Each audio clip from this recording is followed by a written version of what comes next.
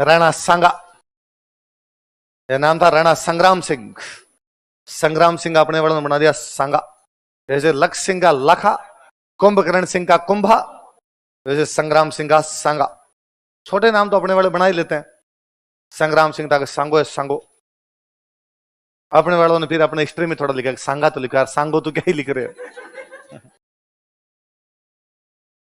अच्छा लिखो, यह भी रायमल का बेटा था। He was also son of Raimal. इसे ये पता चलना चाहिए कि पृथ्वीराज जयमल इसके भाई है। यह भी रायमल का बेटा था। He was also son of Raimal. अब ये तीनों भाई है भाई, पृथ्वीराज, जयमल और सांगा। कई भाई थे, मुख्य रूप से तीन भाई है ना। इन तीनों में राज्य को विवाद है। पृथ्वीराज कहे मैं राजा बनूंगा, जयमल कहे मैं राजा बनूंगा, सांगा कहे और डली लड़ते आपस में कि पिताजी के मरते अगला राजा कौन बनेगा, पिताजी के मरते अगला राजा कौन बनेगा। एक दिन रायमल जी इनका इधर हो रहे मेरे सामने डली बात करते हो, पापा मरते कौन राजा बनेगा। थोड़ा बहुत तो देख लिया करो, मैं मरूं तो कोई बन जाना तुम में। पर तीनों माने नहीं। तो इन तीनों के अंकल थे, उनका नाम था सारंगदेव। क्या नाम था? उन्होंने कहा चलो तुम्हारे विवाद का निपटारा करते हैं। चित्तौड़ के किले के पास में एक देवी का मंदिर है। देवी के मंदिर में जो पूजा करने वाली महिला है वो भविष्य वक्ता है, उससे भविष्य पूछ लेते हैं, वो बता देगी। तीनों गए, तीनों ने जाके उस महिला का भाई बता हम तीनों में से अगला राजा कौन बनेगा। महिला सियाणी महिला थी बीच, और उसने कहा अरे क्यों फालतू में लड़ाई करो, मैं अभी एक बता दूंगी ये बनेगा, फिर दो भाई बाकी लड़ेंगे। बाकी में जलसी की भावना आएगी, बाकी में ईर्ष्या की भावना आएगी, वरना जिसके भाग्य में जो लिखा हुआ है वो हो जाएगा। पहले से क्यों लड़ाइयां मोल लो। पृथ्वीराज बड़ा गुस्सेल था। पृथ्वीराज तलवार बाहर निकलेगी, बताती है कि नहीं बताती, फिलोसफी झाड़ रही है फालतू की। अब तलवार के आगे डर लगता है भाई साहब सबको। तो उस महिला ने कहा तू तो नहीं बनेगा। पृथ्वीराज ने कहा कोई बात नहीं, इन दोनों में से कौन बनेगा बता। उस बावड़ी ने डरते डरते कहा सांगा। कौन बनेगा? और भाई जैसे कहा सांगा, पृथ्वीराज और जयमल दोनों पड़े सांगा पे, साइड में लेके सांगा की आंख फोड़ दी है। सांगा, वो सांगा के अंकल सारंगदेव जी, वो महिला बीच में पड़ पुड़ा के जैसे तैसे सांगा का निकल, यहां से सांगा वहां से निकलता है। राजसमंद में गांव आता है सेवंत्री। कौन सा गांव है? कहां पड़ता है सेवंत्री? वहां एक मंदिर है रूपनारायण जी का मंदिर। कौन सा मंदिर है? और वहां पर एक तीर्थ यात्री रुका हुआ, उसका नाम है बिद्दा जेतमालोत। क्या नाम है? मारवाड़ का एक तीर्थ यात्री है, और उस तीर्थ यात्री का नाम क्या है? बिद्दा जेतमालोत। क्या नाम है? बिद्दा नाम है, जेतमालोत राठौड़। हम पढ़ते हैं आलम जी जेतमालोत राठौड़ दे पढ़ते हैं। तो राठौड़ों में एक जेतमाल नाम के आदमी हुए, जेतमाल के जो वंशज है वो क्या कहलाए? जेतमालो। तो बिद्दा जेतमाल का वंशज इसलिए क्या कहलाया? जेतमालो। वो तीर्थ यात्रा के लिए निकला हुआ है। तो वो और उसके भाई बंधु वहां पर उस मंदिर में रुके हुए हैं। सांगा उनके पास पहुंचता है, पूछते हैं भाई कौन हो क्या हो। सांगा ने कहा भाई ये बात है, मेवाड़ का राजकुमार हूं, मेरे दोनों भाई मेरे पीछे पड़े हुए हैं, मुझे यार बचाओ। तो देख यहाँ रुकेगा तो भाई पीछे आएंगे, ढूंढ लेंगे। तो एक काम कर, तेरा घोड़ा तो थक गया, हमारे वाला घोड़ा ले आगे निकल, और यहां जब आएगा तो हम रोक लेंगे। यहां तेरे भाई आएंगे तो हम उनको रोकने का प्रयास करेंगे। इतने पीछे से पृथ्वीराज जयमल आ गए। तो नाते पूछा ये भाई ये जो घोड़ा खड़ा है ये घुड़सवार कहां गया? हमें तो नहीं पता कहां गया। अरे कैसे नहीं पता तुम्हें? यहां पर आया घोड़ा खोल के गया। फिर वो बिदा जेतमालोतन वहां पृथ्वीराज के साथ लड़ते हैं। बिदा जेतमालोतन लड़ते हुए मारे जाते हैं, पर सांगा को इतना टाइम मिल जाता है कि सांगा वहां से आगे निकल जाता है। जेतमाल दल जूंजिया करवाड़ा कटे, सांगो भोगे चित्रकूट सिर बिदा सटे। सांगो भोगे चित्रकूट, चित्रकूट मतलब चित्तौड़, चित्रकूट मतलब सिर बिद्दा सटे, सटे मतलब बदले में। बिद्दा ने सिर कटवाया, उसके बदले में सांगा को चित्तौड़ का राज मिला। उस दिन वो जेतमाल वहां पर लड़के नहीं मरते तो सांगा राजा नहीं बन पाता। तो सांगा के अपने भाइयों से लड़ाई हुई, तो उसकी रक्षा किसने की? कौन से गांव में? लिखो। अपने भाइयों से विवाद के बाद, after dispute with his brothers, अपने भाइयों से विवाद के बाद, after dispute with his brothers, Bidda Jetmalot ने सेवंत्री गांव में सांगा की रक्षा की थी। Bidda Jetmalot protected Sanga at village named Sevantri. Rajsamand में जगह पड़ती है।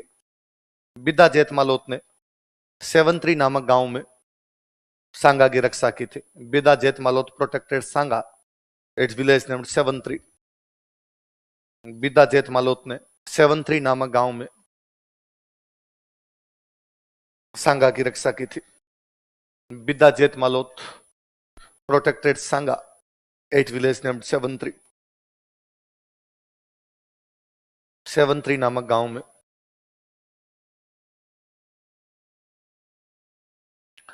हमने पढ़ा था मालवा में परमार वंश था, और हमने पढ़ा बाद में तुर्क आ गए थे, तुर्क उनकी राजधानी को तोड़ देते हैं, उनकी बिल्डिंग को भी मस्जिदें बना देते हैं। तो वो जो मालवा वाले परमार थे वो आ गए थे अजमेर। कहां पर आ गए थे? उनके छोटा मोटा जो परिवार बचा अजमेर आ गए। अजमेर में अपने एक जगह पड़ती है श्रीनगर। कौन सी जगह? कहां पड़ता है? अजमेर में श्रीनगर नाम की जगह। और वहां उन मालवा वाले परमारों का एक वंशज बैठा, उसका नाम है करमचंद परमार। क्या नाम है? पंवार या परमार एक ही बात होती है। सांगा इसके पास आता है, करमचंद पंवार सांगा को शरण देता है। तो सांगा को शरण किसने दी थी? कहां का था करमचंद पंवार? श्रीनगर कहां पर है? देखो, श्रीनगर के करमचंद पंवार ने, करमचंद पंवार ऑफ श्रीनगर, श्रीनगर के करमचंद पंवार ने, श्रीनगर कहां पर है? श्रीनगर के करमचंद पंवार ने सांगा को शरण दी थी, गेव शेल्टर टू सांगा। सांगा को शरण दी थी, गेव शेल्टर टू सांगा।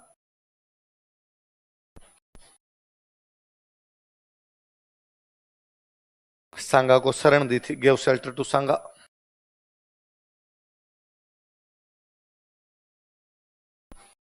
किसको शरण दी थी? सांगा को। किसने? किसने दी? करमचंद पंवार। करमचंद पंवार कहां का है? श्रीनगर कहां पड़ता है? कहां पड़ता है? याद रखना है ना, अपने मोदी जी की तरह मत मान लेना कश्मीर में मोदी जी करके वैसा, है ना। अभी क्या हुआ, चुनाव जब चल रहे थे अपने, तो कांग्रेस के अध्यक्ष मल्लिकार्जुन खड़गे, कौन है वो, राजस्थान की एक रैली में बोल गए, ये बीजेपी वाले कह रहे हैं धारा 370 हटा दी, धारा 370 हटा दी, तो कश्मीर की हटाइए, तो राजस्थान में क्या प्रचार कर रहे हो? कश्मीर की धारा हटने से राजस्थान में क्या फर्क पड़ जाएगा? कश्मीर में काम किया, प्रचार कर रहे हो राजस्थान में, तुम्हारे भाई क्या फर्क पड़ा रहे 370 हटाने का? ऐसा वो भाषण देके चले गए। तीसरे चौथे दिन मोदी जी की रैली। भगवान जाने कौन महामूर्ख मोदी जी के भाषण लिखता है, और उस दिन वाला भाषण तो पक्का ही किसी ऐसी आदमी ने लिखा। और मोदी जी ने यहाँ कहा कि भाई और बहनों, कांग्रेस कहती है कि कश्मीर के काम का राजस्थान में कोई भी असर पड़ता। भाई और बहनों, कांग्रेस का मानना है कि कश्मीर अलग है और राजस्थान अलग है। भाई और बहनों, बीजेपी जोड़ने की नीति करती है, हमारे लिए कश्मीर राजस्थान एक है। और भाई और बहनों, तुम तो जानते हो कि बाड़मेर के रामदेव जी का जन्म जम्मू कश्मीर में हुआ था। उंडू कश्मीर है, उंडू कश्मीर, जम्मू कश्मीर नहीं है। क्या है? उंडू कश्मीर है। किसी ने भाषण में लिख दिया कि कांग्रेस करिए कश्मीर राजस्थान, कुछ नहीं। ये लो भाई साहब, राजस्थान के रामदेव जी पैदा हुए उंडू कश्मीर के अंदर पैदा हुए। तो मैं यार, अपने वाले डोकरे कितने इंटेलिजेंट थे, गांव का नाम रख लिया कश्मीर, कि कश्मीर तो कभी जा नहीं पाएंगे, फिर ले लेते हैं। कहां जाके थे? कश्मीर है। क्या बात करते हो, कश्मीर कहते रेगुलर आना जाना है। अपने भाई 10-10 दिन कश्मीर रह जाते हैं, कश्मीर तो कोई बड़ी बात ही नहीं। वैसे वैसे हमारी जगह कौन सी है? कौन सी जगह है? श्रीनगर। कहां पड़ता है? मैं मोदी जी को अजमेर में रैली होती तो कोई भाषण ये लिख देता कि भाई और बहनों, सांगा मेवाड़ का था, पर शरण कहां ली थी? श्रीनगर कहां पड़ता है? कहां पड़ता है? अब सांगा जी श्रीनगर में बैठे हैं। इतने में समाचार मिला सांगा जी को यहाँ बैठे बैठे कि जयमल सोलंकियों के खिलाफ लड़ता हुआ मारा गया। इतने में समाचार मिला कि पृथ्वीराज को जगमाल देवड़ा ने जहर देके मार दिया। और सांगा जी ने वापस एंट्री मारी। 2 भाई खिलाफ थे, वापस रायमल जी के पास गए। रायमल जी ने पूछा, अरे इतने दिन तुम कहां थे? सांगा ने कहा, मैं श्रीनगर गया हुआ था। रायमल जी को लगा होगा। तो रायमल जी ने कहा, ढंका जो बचे हुए बैठे थे उनमें सबसे योग्य कौन था? सांगा। तो रायमल जी की मृत्यु के बाद मेवाड़ का राजा कौन बना? सांगा। देखो, रायमल की मृत्यु के बाद मेवाड़ का राजा बना। He became king of Mewad after death of Raimal. Raimal की मृत्यु के बाद मेवाड़ का राजा बना। He became king of Mewar after death of Raimal. Modi ji बहुत अच्छे भाषण देते हैं, वैसे बोलने में वक्ता अच्छे हैं, पर कई बार किसी ने कह दिया होगा कि साहब मैंने पढ़ा है। अब भाई नेता इतनी जगह भाषण देते हैं तो कोई ना कोई तैयार करता ही है। तैयार करने वाला को तो मेरे को लगता है उस दिन शाम को मोदी जी ने उल्टा लटका नीचे बास्ते लगाई है, तो तप दो रहे इसको थोड़ा। ये बड़ा कश्मीर जाके आ रहा है। आज सांगा राजा बन गया। उन दिनों उत्तर भारत में 3 बड़ी रियासतें हुआ करती, दिल्ली, मालवा, गुजरात। कौन कौन सी? सांगा ने तीनों को मारा। दिल्ली वालों को हराया, मालवा को हराया, गुजरात को हराया। पहले दिल्ली से लड़ाई करे। उन दिनों दिल्ली में सुल्तान इब्राहिम लोदी, कौन है? लिखो, खातोली का युद्ध।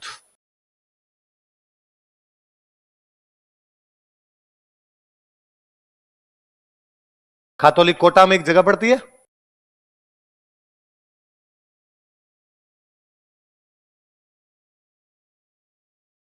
1517 ईस्वी, बैटल ऑफ खातौली।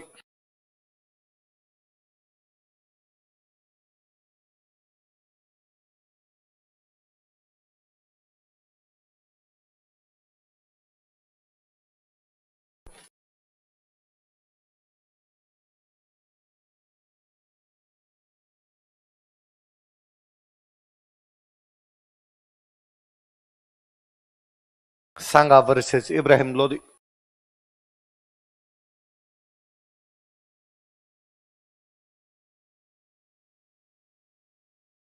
किस किस के बीच में हुई लड़ाई? सांगा और इब्राहिम लोदी के बीच। लिखो, इस युद्ध में सांगा की जीत हुई। Sanga won this battle. इस युद्ध में सांगा की जीत हुई। Sanga won this battle. Ibrahim Lodi को लगा यार वन मोर अटेम्प्ट, इस बार प्री में थोड़े नंबर से चूक गए, इस बार पक्का करवा लूंगा। लिखो, बाड़ी का युद्ध। धौलपुर में जगह पड़ती है अपने बाड़ी।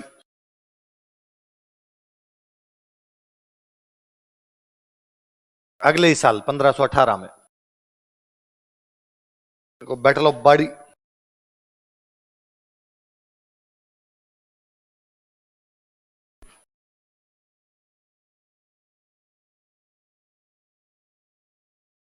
सांगा वर्सेस इब्राहिम लोदी। बाड़ी कहां पर पड़ता है? धौलपुर।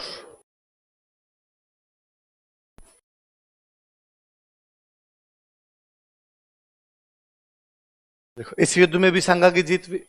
सांगा ऑल्सो वॉन दिस बैटल। इस युद्ध में भी सांगा की जीत हुई। सांगा also von this battle.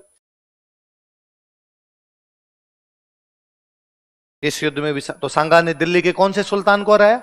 Ibrahim Lodi. कौन कौन से युद्धों में? खातौली का युद्ध और बाड़ी का युद्ध। खातौली का युद्ध कब हुआ? बाड़ी का युद्ध कब हुआ?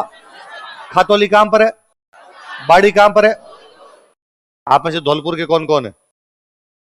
खूब सारे लोग। आगरा और बाड़ी के बीच में कितना किलोमीटर का डिफरेंस है? आगरा कितना पड़ता है लगभग बाड़ी से? हाँ, 45, 40, 45, 50 मान लो। 50 होगा मोटा मोटा राउंड फिगर में। आगरा लोदियों की राजधानी है। लोदियों की राजधानी कौन सी है? इब्राहिम लोदी की राजधानी कौन सी? आगरा। दिल्ली सल्तनत थी, पर दिल्ली की लोदी, सिकंदर लोदी के टाइम में राजधानी कहां लेके आ गए थे? आगरा। मतलब इब्राहिम लोदी की राजधानी कौन सी है? आगरा। कौन सी है? आगरा। उसकी राजधानी से 50 किलोमीटर दूर सांगा कूट गया उसको। सांगा कितना साम्राज्यवादी है कि ठेठ आगरा पहुंचा हुआ है भाई साहब, चित्तौड़ से आगरा। मैं कहता हूं आज भी मेवाड़ में जो लोग रहते हैं वो नहीं जाते कभी धौलपुर, या धौलपुर वालों का मेवाड़ से सीधा सीधा कोई लेना देना नहीं है। सांगा गया है, ठेठ आगरा पहुंच गया है, उसकी टेरिटरी में 40 किलोमीटर दूर जाके इब्राहिम लोदी को पीट रहा है। इसका मतलब इब्राहिम लोदी क्या ही राजा रहा होगा। तो मेरे को यूं हंसी सी आती है कई बार कि अपने जब पढ़ते हैं मिडिवल, मिडिवल हुई होगी आपकी क्लासों में, तो सल्तनत काल क्या पढ़ते हैं? तो उसको सल्तनत काल क्यों कहते हैं? सुल्तानों का राज था।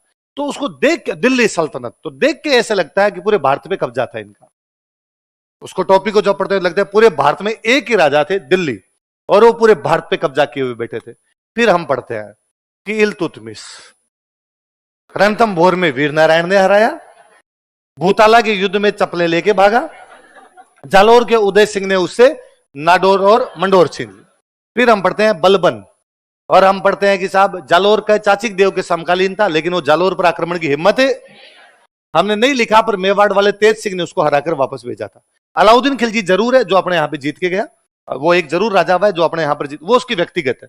फिर सारे राजा नहीं है, वो है बीच में आपका जलालुद्दीन खिलजी, हमीर से 2 बार मार खा के गया। उधर जालोर वालों में उदय सिंह नहीं, उसने सामंत सिंह ने पीट दी, उसने सामंत सिंह ने पीट दिया। रजिया यहाँ पे रणथंभौर में हार के गई, रजिया पढ़ते हैं, रजिया का सेनापति था जो यहाँ पे हार के गया। मोहम्मद बिन तुगलक सिंगोली के युद्ध में हमीर द्वारा पीट दिया गया। पढ़ा हमने पढ़ा कुंभा के टाइम में दिल्ली में तो किसी की औकात ही नहीं थी अटैक करते, सैयद वंश का उनका कब्जा था बीच में, वो तो बाबड़े दिल्ली से पालम तक थे, उसके आगे आते भी नहीं थे। लोदियों को उनके घर में जाके पीट दिया। फिर किस बात की दिल्ली सल्तनत है? सल्तनत का मतलब होता है पूरे भारत में राज है। इसका मतलब है एक राज्य मेवाड़ है, एक मालवा है, एक गुजरात है, एक दिल्ली है। दिल्ली के आसपास के इलाके में दिल्ली की चलती है, मालवा के आसपास में मालवा की चलती है, गुजरात के आसपास में गुजरात की चलती है, मेवाड़ के आसपास में मेवाड़ की चलती है। ऐसे कैसे है? और मेवाड़ शक्तिशाली है दिल्ली से। पर चूंकि दिल्ली भारत की राजधानी है इसलिए हिस्ट्री दिल्ली सेंट्रिक है, इसलिए दिल्ली में जिसने राज किया उसको मान लिया गया भारत का राजा है। 40 किलोमीटर दूर आप मार खा रहे हो, कुछ तो राजा में होना चाहिए रे कि ठीक है मैं जाऊं कहीं पे और वहां दूर मैं अटैक करके आ रहा हूं, वहां एक सामने से चला के आ रहा है, तू तेरी राजधानी के पास में उससे लड़ने के लिए जा रहा है और मार खा के वापस आ रहा है। तो ये तो दिल्ली की औकात थी, है ना। तो उस चैप्टर को आप दोबारा कभी मिडिवल को पढ़ो, दिल्ली सल्तनत, तो उसको सल्तनत को छोटा कर देना कि सल्तनत काहे की सल्तनत और काहे के सुल्तान भाई साहब उगाड़े घूम रहे थे यहां वहां इधर उधर, राजस्थान वालों को जब जी में आया तब कूट गया यार आपको हर बार सल्तनत। हाँ मुगलों के राज में अकबर के टाइम में फिर है कि भाई ठीक है उसने आसपास के इलाके जीते तो है, इन्होंने तो कुछ ही नहीं किया यार। पर उसके बावजूद उस हिस्ट्री को पढ़ते तब लगते सिकंदर लोदी का शासनकाल, अरे इसको शासनकाल थोड़ी कहते, ये मार खाने को शासनकाल थोड़ी कहते हैं। आगे लिखो मालवा, मालवा वालों के साथ युद्ध लड़ा, गागरोन का युद्ध।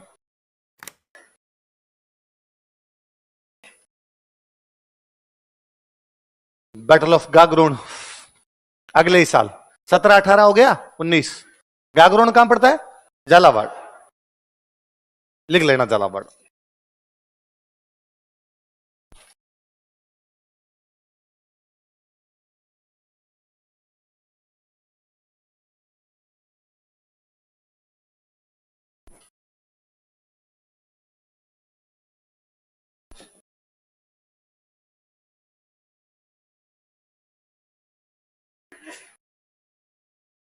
मालवा का सुल्तान है महमूद खिलजी सेकंड। कौन है?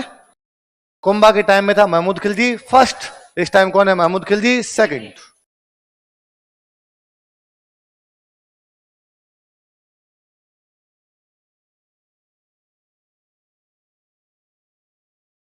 लिख लिया? लिखो युद्ध के कारण, कॉजेज ऑफ बैटल।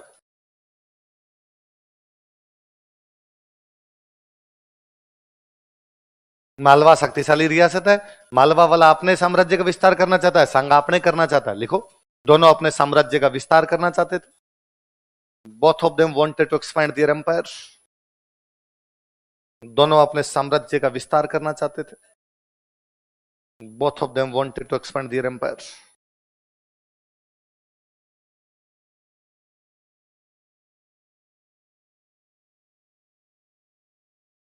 मैं ये कह सकता हूं कि भाई मेवाड़ और मालवा में लंबे समय से दुश्मनी थी, कुंभा के टाइम में लड़ रहे थे, रायमल के टाइम में लड़ रहे थे, लड़ाई होनी थी। लिख लो मेवाड़ तथा मालवा में लंबे समय से दुश्मनी चली आ रही थी। There had been a rivalry between Mewar and Malwa for a long time. Mewar तथा मालवा में लंबे समय से दुश्मनी चली आ रही थी। There had been a rivalry between Mewar and Marwar for Mewar and Malwa for a long time. Mewar तथा मालवा में लंबे समय से दुश्मनी चली आ रही थी। There had been a rivalry between Mewar and Malwa for a long time. अब एक बात और सुनना, देखो कुंभा के टाइम में कौन था वहां पर? महमूद खिलजी फर्स्ट। अब कौन है वहां पे? महमूद खिलजी सेकंड। बीच में इनके जितने भी राजा बने थे ना वो बड़े कमजोर राजा बने। जब राजा कमजोर होते हैं तो मंत्री पावरफुल हो जाते हैं। राजा शक्तिशाली होता है तो मंत्री अंडर में रहते हैं, राजा कमजोर होगा तो मंत्री क्या हो जाएंगे? शक्तिशाली हो जाएंगे, पावरफुल हो जाएंगे। तो एक इनका इलाका पड़ता था, उस इलाके का नाम था चंदेरी। कौन सा इलाका था? और चंदेरी में इनका एक सामंत है, उसका नाम है मेदिनी राय। क्या नाम था? मेदिनी राय। चंदेरी का रहने वाला है, मालवा का एक सामंत है, मालवा वालों ने उसको मंत्री बना रखा अपना। वो इतना पावरफुल हुआ कि महमूद खिलजी फर्स्ट से लेके महमूद खिलजी सेकंड के बीच में उसने कई राजा बनाए और कई उतारे। जब जी में आती तब एक राजा कहता तू बन जा, फिर थोड़े दिन बाद उतर तेरा भतीजा बनेगा, फिर उसको भतीजे को उतार के पहले वाले को बेटे को बना देता। तो 5-7 इसने कठपुतलियां बनाई। इवन महमूद खिलजी सेकंड को बनाने वाला भी यही था। पर महमूद खिलजी सेकंड जब एक बार चेयर पर बैठ गया उसके बाद उसने मेदिनी राय की बातें माननी बंद की और नहीं मान रहा, तेरे जो हो वो कर लेना। फिर जो लोग असंतुष्ट थे मेदिनी राय से वो भी किसके पक्ष में आ गए? महमूद खिलजी। तो मेदिनी राय को लगा अब अपनी पार पड़ेगी नहीं, तो मालवा की राजधानी हुआ करती मांडू। कौन सी राजधानी थी? तो प्रधानमंत्री था वो तो मांडू रहता था, फिर वो मांडू छोड़ के अपनी राजधानी में आ गया। उसकी खुद की राजधानी कौन सी? चंदेरी आ गया। तो महमूद खिलजी ने कहा इसे चंदेरी छीन ली जाए, तो महमूद खिलजी चंदेरी पे भी कब्जा कर लेता है। तो फिर वो भाग के सांगा के पास आता है, तो सांगा उसको एक किला गिफ्ट में देता है, गागरोन। कौन सा देता है? सांगा कहता है कि भाई तू मालवा का है, तो मालवा के टच में मेरे पास गागरोन है, तो मैं तेरे को क्या दे देता हूं? गागरोन। महमूद खिलजी सेकंड ने कहा तुम कहीं चला जा, पाताल में चला जा, मैं ढूंढ के मारूंगा। मेदिन राय कहां पर बैठा है? गागरोन। किसने बिठा रखा उसको? सांगा ने। महमूद खिलजी की इससे बनती नहीं, तो महमूद खिलजी मेदिन राय पर अटैक करने के लिए आया। मेदिन राय कहां बैठा है? गागरोन। इसलिए अटैक भी कहां पर करेगा? तो अटैक कहां पर हुआ है? गागरोन। क्यों हुआ है? मेदिन राय बैठा है। मेदिन राय कहां का है? चंदेरी। किसके खिलाफ विद्रोह करके आया हुआ है? महमूद खिलजी। शरण किसने दे रखी है? तो अब जब उधर से महमूद खिलजी आया तो मेदिन राय ने सांगा को मैसेज किया कि भाई सांगा, वो महमूद खिलजी आ रहा है मेरे पास यहाँ गागरोन। सांगा ने कहा वहीं रहना, मैं आ रहा हूं। फिर सांगा जाता है इधर से, तो महमूद खिलजी और सांगा के बीच में लड़ाई होती है, सांगा वापस जीत जाता है। लिखो तीसरा कारण लिखो। सांगा ने महमूद खिलजी के विद्रोही मेदिनी राय को शरण दी थी। कोष्टक में चंदेरी लिखना। सांगा ने महमूद खिलजी सेकंड के विद्रोही मेदिनी राय को शरण दी थी। सांगा gave shelter to Medini Rai, rebel of Mahmud Khilji second. कोष्टक में चंदेरी लिख लेना। सांगा ने महमूद खिलजी सेकंड के विद्रोही मेदिनी राय को शरण दी थी। सांगा gave shelter to Medini Rai, rebel of Mahmud Khilji second. Mahmud Khilji second के विद्रोही मेदिनी राय को शरण दी थी। Gave shelter to Medini Rai, rebel of Mahmud Khilji second. इसी में कंटिन्यू करना। तथा उसे गागरोन का किला दिया था। And Gagron fort was given to him. तथा उसे गागरोन का किला दिया था। And Gagron fort was given to him, ताकि याद रहेगा भाई लड़ाई गागरोन में क्यों हुई है। And Gagron fort was given to him. किसे दिया गागरोन का किला? किसको दिया? किसने दिया? सांगा। महमूद खिलजी से कौन विद्रोह करके है? मेदिनी राय। कहां का रहने वाला है? चंदेर। लाइन चेंज करके लिखो। इस युद्ध में सांगा की जीत हुई। हो गए कारण हो गए। इस युद्ध में सांगा की जीत हुई। Sanga won this battle. इस युद्ध में सांगा की जीत हुई। सांगा के एक सेनापति है, उनका नाम है हरिदास चारण। क्या नाम है? ये भाग रहा था, महमूद खिलजी सेकंड भाग रहा था, हरिदास चारण पकड़ लाए उसको। लिख लो, हरिदास चारण ने महमूद खिलजी सेकंड को गिरफ्तार कर लिया। हरिदास चारण अरेस्टेड महमूद खिलजी सेकंड। हरिदास चारण ने महमूद खिलजी सेकंड को गिरफ्तार कर लिया। हरिदास चारण अरेस्टेड महमूद खिलजी सेकंड। हरिदास चारण ने महमूद खिलजी सेकंड को गिरफ्तार कर लिया। हरिदास चारण अरेस्टेड महमूद खिलजी सेकंड। सांगा बड़े राजी। सांगन का शाबाश मेरे चीते, क्या बात है यार, इसको पकड़ लाए तुम। आज के बाद मेवाड़ के राजा तुम। हरिदास जी ने कहा अरे अरे साहब ऐसे क्या करते हो, मत सेनापति हो, छोटा मोटा इनाम दे दो, मेवाड़ के धनी तो आप ही हो। तो सांगा ने कहा चलो 12 गांव देता हूं। कितने गांव देता हूं? देखो, अतः सांगा ने हरिदास चारण को 12 गांव दिए थे। तो सांगा गिफ्टेड 12 विलेज टू हरिदास चारण। अतः सांगा ने हरिदास चारण को 12 गांव दिए थे। सो सांगा गिफ्टेड 12 विलेज टू हरिदास चारण।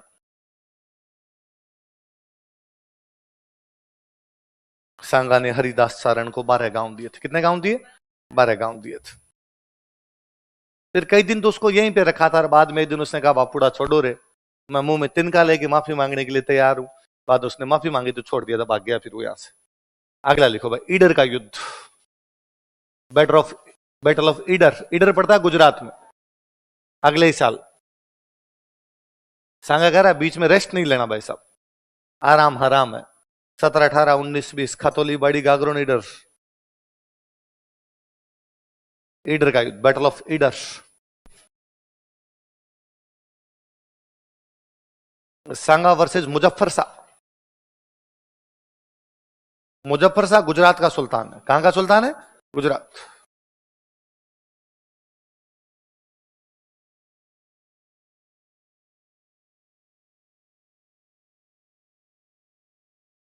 लिखो युद्ध के कारण।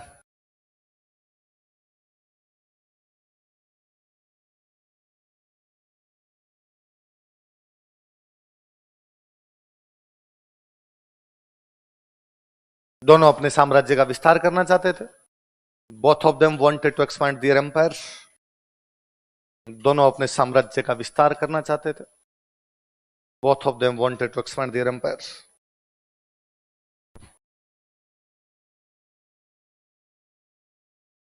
दोनों अपने साम्राज्य का विस्तार करना चाहते थे। ये गुजरात वाले मालवा की सहायता कर रहे थे। भाई पहले सांगा और मालवा की लड़ाई हुई है, तो गुजरात वालों ने किसकी सहायता की है? मालवा वालों की। तो पहले जो कुंभा के टाइम में भी मालवा गुजरात वाले संधि कर रहे थे, इस बार वापस ये कर रहे थे। सांगा ने कहा रुक जाओ, पहले इनको देखता हूं फिर तुमको देखूंगा। देखो,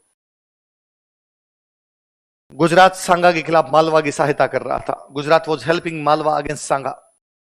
गुजरात सांगा के खिलाफ मालवा की सहायता कर रहा था।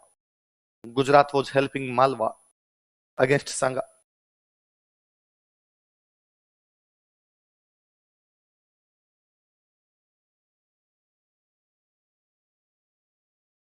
सांगा के खिलाफ किसकी सहायता कर रहा था? माल। फिर देखो, गुजरात और मेवाड़ की नहीं बनती नागौर को लेके। किसको लेके नहीं बनती? क्योंकि नागौर का टैक्स ले रहा था कुंभा, और फिर शम्स खान भाग के किसके पास चला गया था? गुजरात। तो गुजरात वालों का मानना था नागौर हमारा है, और मेवाड़ वालों का मानना था नागौर हमारा है। तो पीछे नागौर को लेके कौन सी दो रियासतों के बीच में लड़ाई थी? मेवाड़ और गुजरात। देखो, नागौर को लेकर मेवाड़ तथा गुजरात में विवाद था। There was a dispute between Mewar and Gujarat regarding Nagaur. Nagaur को लेकर मेवाड़ तथा गुजरात में विवाद था। There was a dispute between Mewar and Gujarat regarding Nagaur. Nagaur को लेकर मेवाड़ तथा गुजरात में विवाद था। There was a dispute between Mewar and Gujarat regarding Nagaur. कितने कारण हो गए? चौथा लिखो, ईडर का उत्तराधिकार संघर्ष। फिर मैं समझाता हूं। Succession struggle of Idar.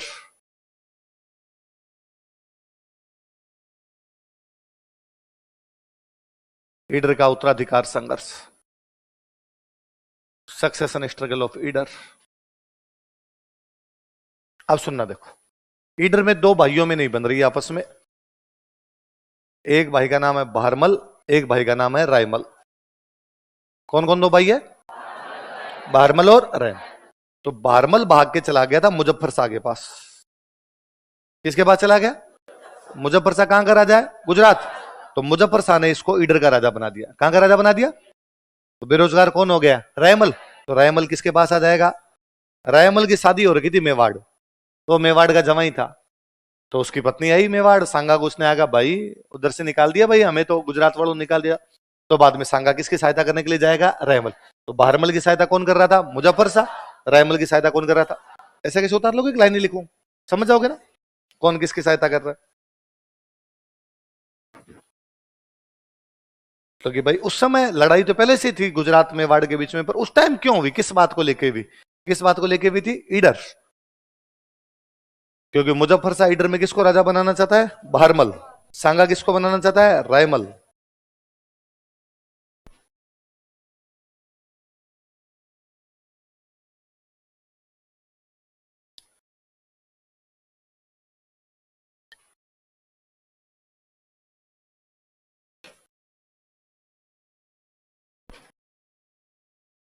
तो भारमल को मुजफ्फर शाह ने राजा बना रखा था। रायमल सांगा को बुला के ले गया। सांगा जैसे ईडर की तरफ गया, भारमल ने मुजफ्फर शाह को मैसेज किया कि भाई सांगा आ रहा है रायमल को लेके, मैं क्या करूं? उसने कहा वहीं रह, तेरा भाई आ रहा है, चिंता मत कर। तो मुजफ्फर शाह भी कहां पे आ गया है? ईडर। अब ईडर में दोनों बैठे हुए हैं। कौन कौन? भारमल और मुजफ्फर शाह। सांगा ने दोनों को पीटा। लिखो, लाइन चेंज कर लिखो। सांगा ने भारमल तथा मुजफ्फर शाह को हराया। सांगा defeated Bharmal and Muzaffar Shah.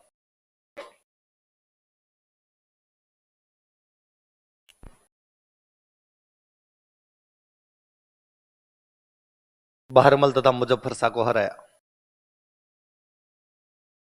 Sanga defeated Bharmal and Muzaffar Shah. कुल मिला के उत्तर भारत में तीन बड़ी रियासतें हैं, दिल्ली, मालवा, तीनों कूटे गए हैं। अकेले अकेले हैं तो कूटे गए हैं, किसी के साथ आए हैं तो कूटे गए। इसका मतलब उत्तर भारत की उस समय सबसे बड़ी रियासत मेवाड़। कौन सी है? मेवाड़। इब्राहिम लोदी को जब वहां पे आगरा के पास में जाके कूट रहे हैं, इसका मतलब इब्राहिम लोदी ज्यादा शक्तिशाली नहीं। वही बात, राजा जब शक्तिशाली नहीं होता तो मंत्री पावरफुल होने लगते हैं। इब्राहिम लोदी की दो चाचा हैं, दौलत खान लोदी और आलम खान लोदी। क्या क्या नाम है? दौलत खान लोदी और आलम खान। वो इब्राहिम लोदी को हटाना चाहते हैं, तो लगता है इसको हटा के हम बन जाए। उन दिनों काबुल के पास में एक छोटी सी जगह पड़ती है फरगना। कौन सी जगह? कहां पर पड़ता है? काबुल के पास एक छोटी सी जगह, जगह का नाम क्या है? फरगना। उज्बेकिस्तान का एक राजकुमार वहां पर बैठा हुआ है। कहां का राजकुमार? कहां का?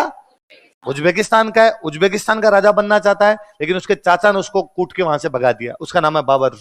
क्या नाम है? बाबर राजा बनना कहां का चाहता है? उज्बेकिस्तान। कहां का बनना चाहता है? पर उज्बेकिस्तान में बन गया उसका चाचा, और चाचा ने कूट पीट के निकाल दिया, तो वो बैठा हुआ है काबुल। कहां पर बैठा है? अब काबुल की स्थिति यह है कि भाई अफगानिस्तान के एक साइड में तो पड़े भारत, एक साइड में पड़े उज्बेकिस्तान। वो राजा कहां का बनना चाहता है? उज्बेकिस्तान। यहां उसकी पार नहीं पड़ रही, काबुल में खाने पीने के दाने ही नहीं है। तो काबुल बैठा बेटा करे क्या? तो उसको लगा यार थोड़ा इधर से लूटपाट करके लाता हूं। इसलिए बाबर उधर काबुल से इधर भाग के आता अपने इंडिया की तरफ, और लूटपाट करके वापस भाग जाता। ऐसा उसने 4 बार किया। कितनी बार किया? हाथ लगाता, अनाज लिया, वापस भाग गया यहां से। पंजाब कहां पे लूट के आ गया था वो? पंजाब। पंजाब आके यहां से भाग जाता। चूंकि इब्राहिम लोदी कमजोर है, इसलिए इब्राहिम लोदी उसका मुकाबला भी, वरना तो पंजाब का इलाका उधर इब्राहिम लोदी का, इब्राहिम लोदी बचाए। इब्राहिम लोदी बेचारा आगरा ही नहीं बचा पा रहा, तो पंजाब तो कहां से बचाए? इब्राहिम लोदी बैठा है। उसके दोनों चाचा दौलत खान लोदी और आलम खान लोदी बाबर के पास गए और कहा क्या रे बाबर, क्या पंजाब के हाथ लगा लगा के आता है, थोड़ा आगे आ। जैसे पंजाब क्रॉस करेगा दिल्ली है भाई साहब, दिल्ली पे कब्जा कर, और दिल्ली में तू आ, जितना धन मिलेगा तेरा, बाद में राजा हम बन जाएंगे। बाबर ने कहा उधर इब्राहिम लोदी कूट दे मेरे को, तो उसने कहा चिंता ही मत कर, वो कमजोर है, फिर हम तेरी तरफ है, उसकी तो आधी शक्ति तेरी तरफ है। तो बाबर को हौसला देते हैं, तो बाबर 5वां अटैक आगे की तरफ करता है। अब वो पंजाब से बाहर निकलता है। इधर दिल्ली में, दिल्ली इब्राहिम लोदी की है, वो दिल्ली पर आ रहा है। इधर आपके पंजाब से आगे कौन निकल रहा है? बाबर। इसलिए बीच में पड़ता है हरियाणा। बीच में कौन सा है? इसलिए हरियाणा में इब्राहिम लोदी रोकने के लिए जाता है उसको। पानीपत का पहला युद्ध, कौन सा युद्ध? इब्राहिम लोदी लड़ते हुए मारा जाता है। सल्तनत का एकमात्र राजा जो युद्ध में लड़ता वहां मारा गया था, कौन था? इसका मतलब बाकी वाले युद्ध में गए नहीं, है ना, नहीं लड़ते थे। मुस्लिम राजा खुद युद्ध में जाके लड़ते नहीं थे, पीछे से केवल निर्देश दिया करते थे, तुम जाओ लड़ने के लिए, तुम जाओ। ये तो एक दिन हमने बात की थी ना, ये तो अपने वालों की परंपरा थी कि नहीं भाई साहब खुद लड़ने के लिए जाएगा। अपने वाला राजा खुद कह देता कि तुम जाओ मैं बैठा हूं, तो बस डर गए। इतनी औकात है भाई साहब। तो अपने वाला तो खुद आगे आगे जाके लड़ा करता था, तब बाकी वाले लड़ते, वरना बाकी वाले भी जाते। क्यों जाए भाई साहब, तू ही नहीं मर रहा तो हम क्यों मरे जागे। मुसलमान राजाओं में था कि नहीं भाई तुम लड़ो, मैं केवल पीछे बैठ के निर्देश दूंगा। कारण था वहां पर यह था कि राजा है, राजा के अंडर में जो काम करते हैं उसके सैनिक है। अपने यहाँ पे था कि नहीं भाई है, बाकी वाले छोटे भाई है, सब लड़ जाए, हम तेरे को नौकर नहीं है जो तूने कहा लड़के आ जाए कहीं पर। नहीं साहब, अब चुंडा मोकल का बड़ा भाई है, ठीक है, चुंड मोकल राजा बन गया और चुंडा जो है सलूम्बर का सामंत बना है, पर यह थोड़ी है कि आप कोई निर्देश दे दोगे लड़ने जाओ, तू भी चल, तेरे साथ देने के लिए हम भी चल लेंगे, क्योंकि जमीन अपने बाप की है, और अपने बाप की जमीन पे कब्जा करेगा, सब भाई भाई मिलकर लड़ेंगे। अपने सिद्धांत ही अलग हुआ करते हैं। यहाँ पर इब्राहिम लोदी युद्ध में लड़ता हुआ मारा गया, पर वो तो बेचारे की जी जान की लड़ाई थी। इब्राहिम लोदी नहीं लड़ेगा तो वो कब्जा कर लेंगे, फिर सैनिक तो उधर गए हुए हैं सारे के सारे। बाबर ने कब्जा कर लिया दिल्ली पे। बाबर बड़ा गरीबड़ा सा आदमी था एकदम, उसने कभी ढंग से रुपए देखे नहीं थे, और दिल्ली आगरा में इतने रुपए मिले उसको, इतने रुपए मिले कि उसने काबुल के हर आदमी को चांदी का सिक्का दिया था। और वो अपनी डायरी में लिखता है कि अब हमें काबुल की गरीबी फिर नहीं चाहिए, अब लौटकर वापस काबुल नहीं जाए। दौलत खान लोदी, आलम खान लोदी को उसने कहा चो मैं यहीं रहूंगा, अब मैं वापस जाऊंगा।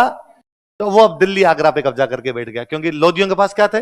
दिल्ली और आगरा। दिल्ली आगरा पे कब्जा कर लिया। जब उसने आगरा पे कब्जा किया तो अपने राजस्थान की तरफ बढ़ा, और राजस्थान की तरफ एक किले पे कब्जा कर लेता, बयाना। कौन से किले पे?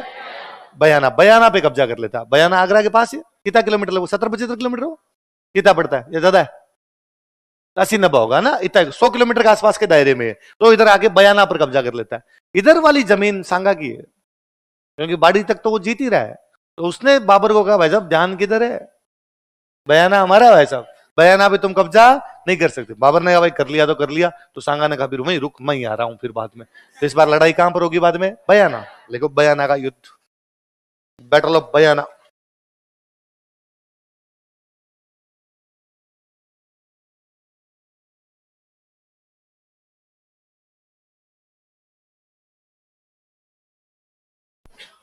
वैलेंटाइन डे के ठीक 2 दिन बाद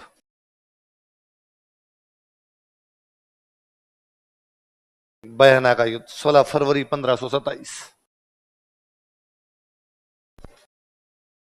बयाना कहां पर? अपने भरतपुर।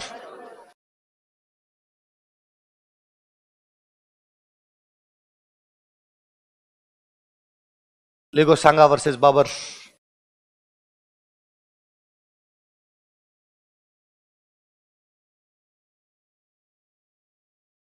किस किस के बीच में?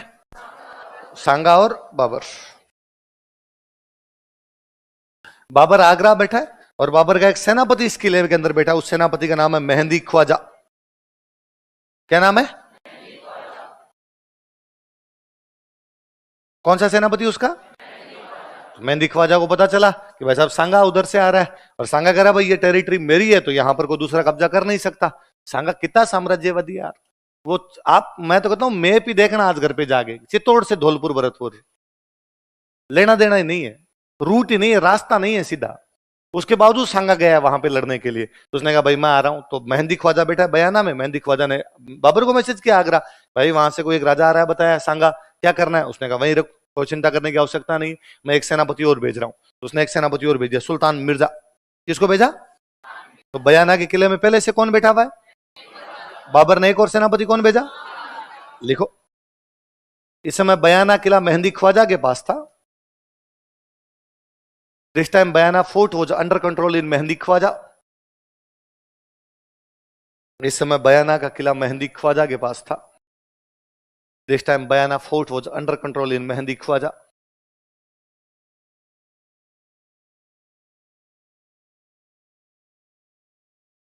बयाना का किला मेहंदी ख्वाजा के पास था। This time Bayana fort was under control in Mehdi Khwaja. Line change कर लिखो।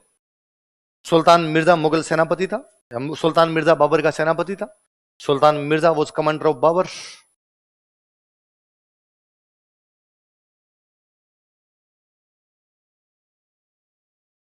सुल्तान मिर्जा बाबर का सेनापति था। Sultan Mirza was commander of Babar.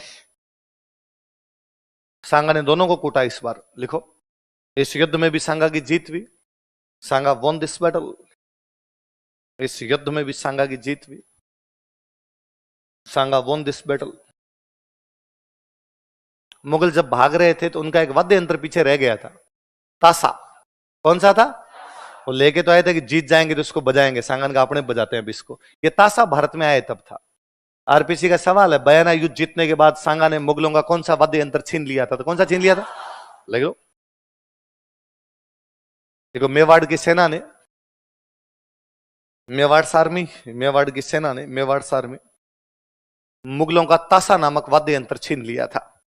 सिनाइज्ड musical instrument named तासा ऑफ मुगल्स। मुगलों का तासा नामक वाद्य यंत्र छीन लिया था। सिनाइज्ड म्यूजिकल इंस्ट्रूमेंट नेम्ड तासा ऑफ मुगल्स। मुगलों का तासा नामक वाद्य यंत्र छीन लिया था।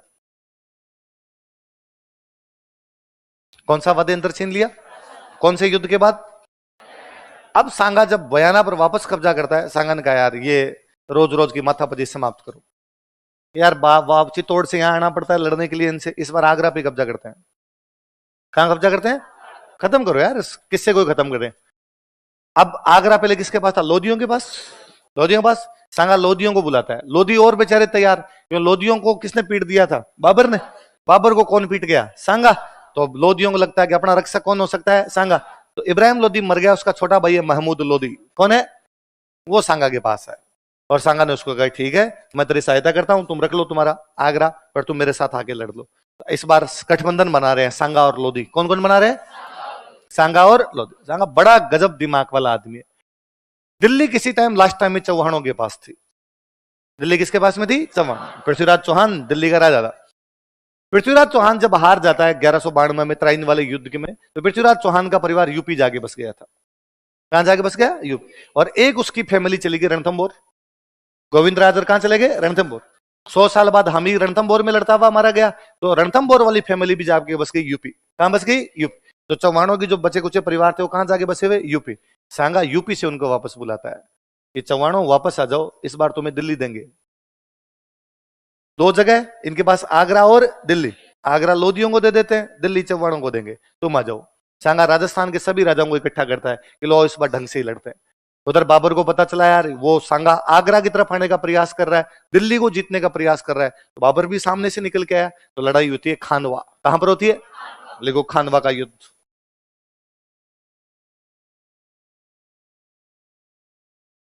खानवा का युद्ध, बैटल ऑफ खानवा, पहले वाले के लगभग एक महीने बाद, 17 मार्च 1527। वो 16 फरवरी है। खानवा भी भरतपुर में।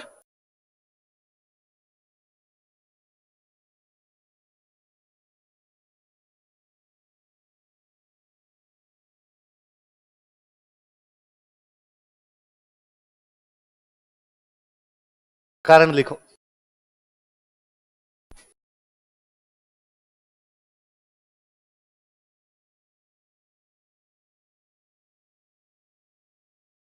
लिखो, दोनों अपने साम्राज्य का विस्तार करना चाहते थे।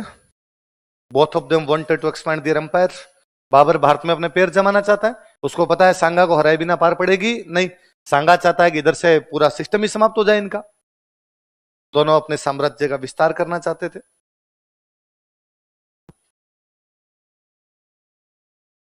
सांगा बाबर का एक किला छीन गया, बयाना, तो लिख लो, सांगा ने बयाना किले पर अधिकार कर लिया था।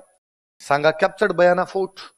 तो बाबर इससे भी नाराज है कि यार मैंने अभी कब्जा किया था, तुमने कैसे छीन लिया। सांगा का कहना है कि ये पहले मेरा ही था। सांगा ने बयाना के किले पर अधिकार कर लिया था। सांगा कैप्चर्ड बयाना फोर्ट।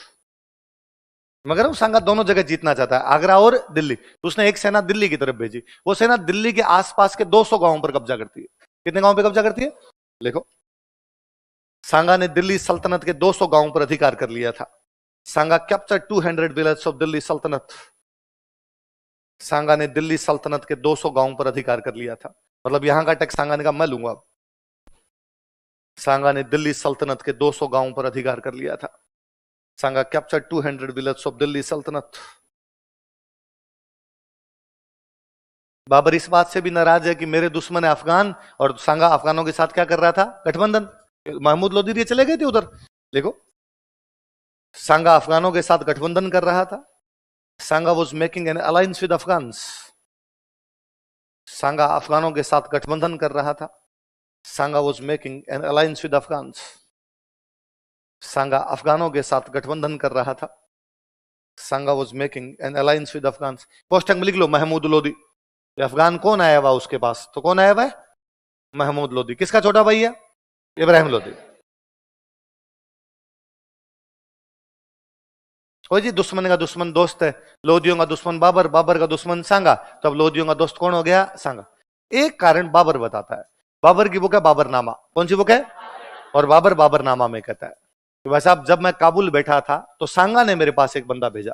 किसने भेजा, और सांगा के बंदे ने जाकर भाई बाबर, वो भारत में इब्राहिम लोधी हमें परेशान करता है, प्लीज हमारी सहायता करने के लिए भारत आ, इब्राहिम लोधी की समस्या से निजात दिलवा। बाबर कहता है मेरे को सांगा ने बुलाया था, इसके कहने पर मैं इब्राहिम लोधी से लड़ने के लिए आया। पर पानीपत के पहले युद्ध में जब मैं इब्राहिम लोधी के खिलाफ लड़ रहा था, इस सांगा ने मेरी कोई सहायता नहीं की, सारे नंबरों पे ब्लॉक मार दिया। अब मैं इसको सबक सिखाना चाहता हूं, इसने मेरा वादा तोड़ा है। क्या तोड़ा है, ऐसा बाबर कहता है। हालांकि बात किसी प्रकार से कोई सच्ची नहीं, क्योंकि पहली बात तो इब्राहिम लोधी के लिए तो क्या ही बुलाएगा है ना। उस इब्राहिम लोधी को उसने बाड़ी में जाके हराया है, और बाबर के आने से कोई 7 साल पहले हरा दिया था। इसका मतलब उसके लिए तो बुलाने की कोई आवश्यकता नहीं। फिर ये बात दूसरे किसी सोर्स से पता नहीं चलती, ऐसा बाबर ही कहता है। तो खुद तो आदमी अपनी बात को जस्टिफाई करना चाहेगा, पर फिर भी एक कारण बाबर की तरफ से क्या दिया गया कि इसने मेरा क्या तोड़ा था, प्रोमिस। लिखो, बाबरनामा के अनुसार, बाबर की किताब कौन सी है, बाबरनामा। बाबरनामा के अनुसार, अकॉर्डिंग टू बाबरनामा,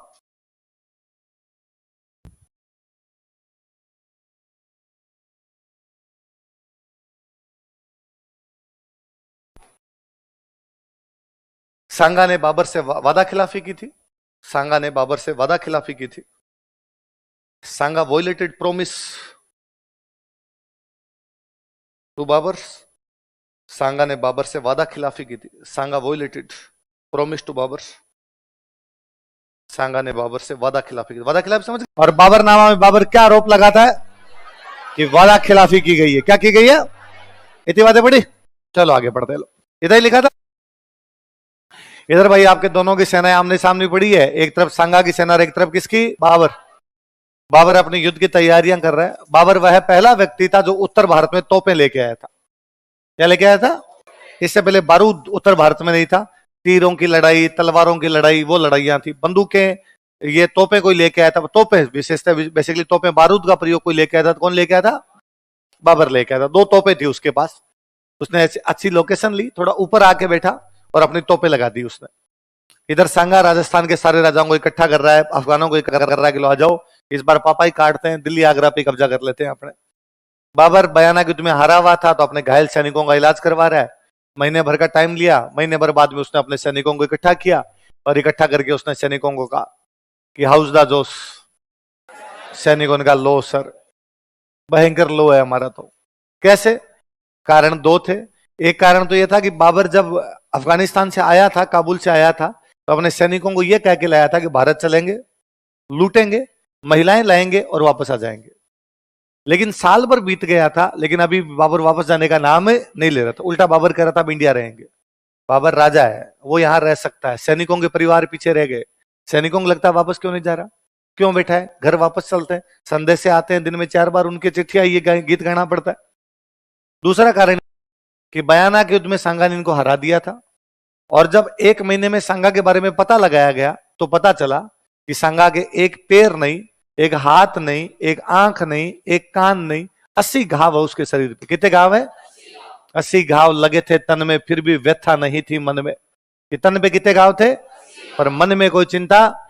इसलिए हरिवंश राय बच्चन कह के गए, मन के हारे हार है न मन के जीते।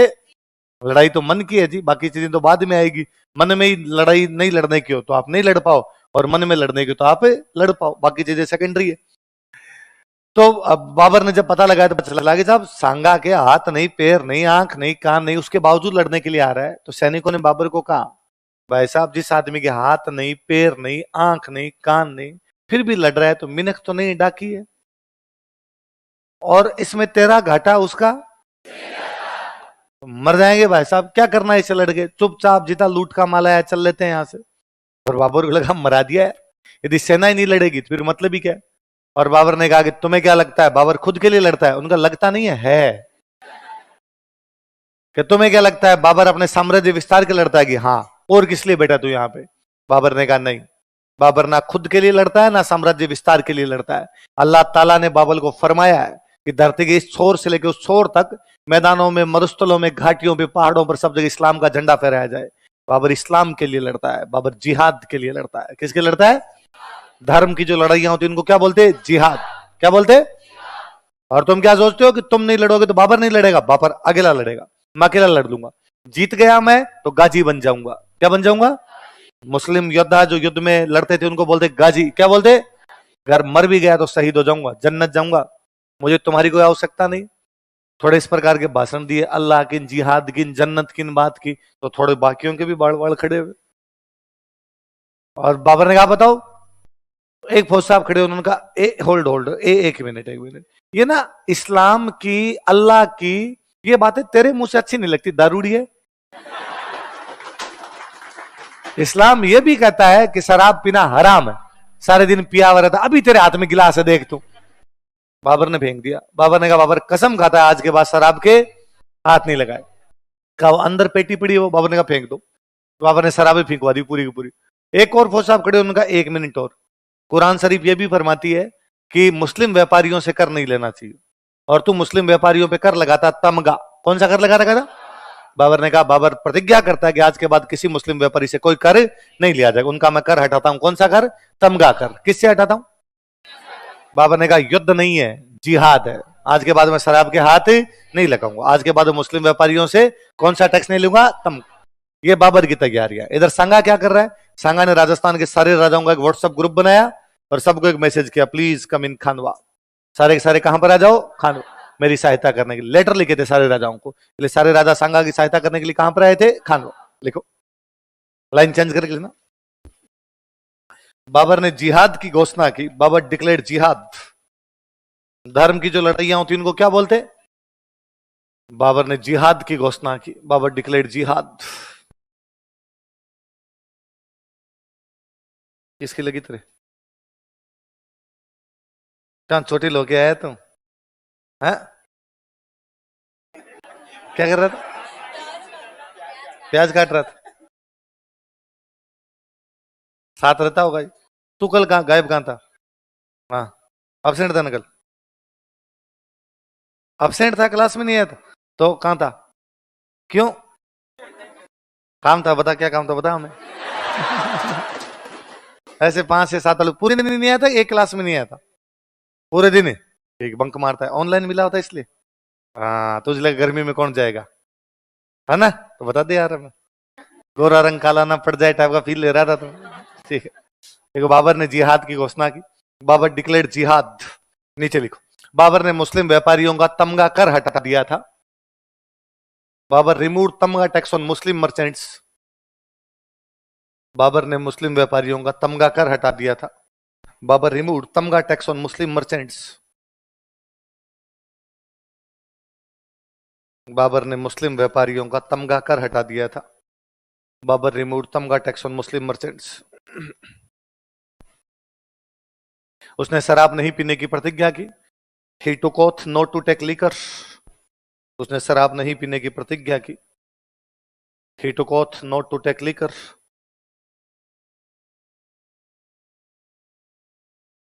शराब नहीं पीने की प्रतिज्ञा की। लाइन चेंज करके लिखो। सांगा ने राजस्थान के लगभग सभी राजाओं को पत्र लिखे। Sanga wrote letters to almost all kings of Rajasthan. Sanga ने राजस्थान के लगभग सभी राजाओं को पत्र लिखे। Sanga wrote letters to almost all kings of Rajasthan. Sanga ने राजस्थान के लगभग सभी राजाओं को पत्र लिखे। Sanga wrote letters to almost all kings of Rajasthan. लगभग सभी राजाओं को पत्र लिखे तथा युद्ध में सहायता के लिए बुलाया। And called them for help in battle. तथा युद्ध में सहायता के लिए बुलाया। And called them in help of battle या two and called them to help. तथा युद्ध में सहायता के लिए बुलाया या सहायता के लिए बुलाया। ये लेटर भेज के बुलाने की जो प्रवृत्ति थी इसको अपने यहां बोलते पाती परवन। क्या बोलते? पाती का मतलब होता है लेटर। पाती का मतलब क्या होता है? लिख लो कोष्टक में पाती परवन। तो पूछ ले भाई सांगा ने कौन से युद्ध से पहले पाती परवन किया था? पाती परवन का मतलब क्या होता है? पत्र भेजना। लिख लो कोष्टक में, इसी लाइन की कोष्टक में लिख लो पाती परवन।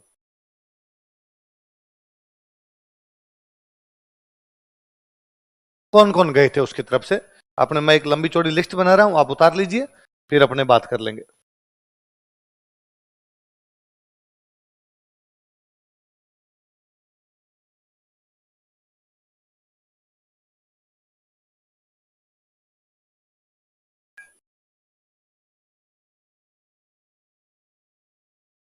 एक बार नाम नाम लिखे फिर मैं बता दूंगा कौन कौन कहां कहां से थे।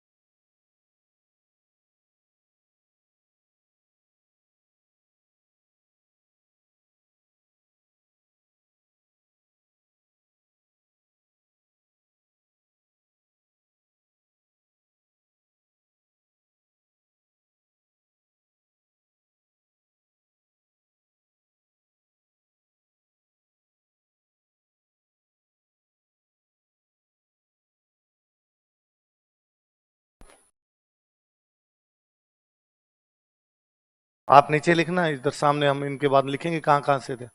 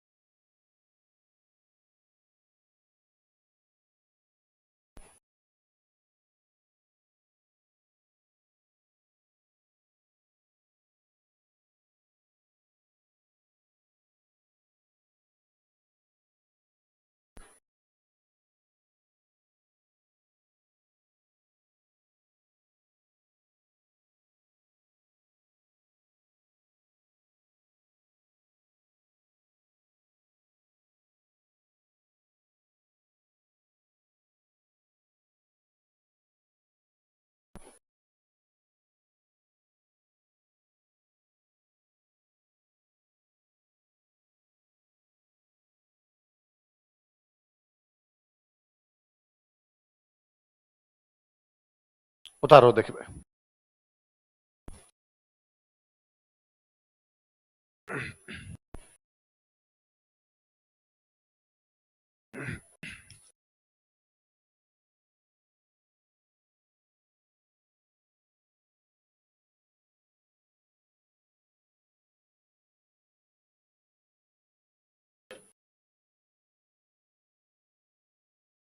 उतार लिया।